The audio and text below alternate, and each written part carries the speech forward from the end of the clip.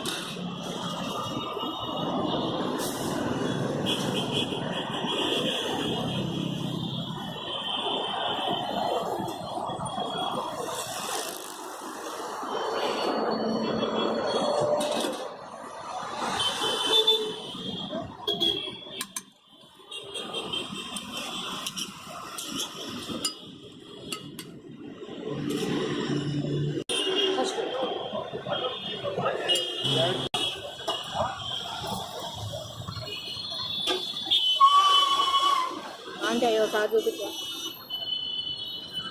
ఇవి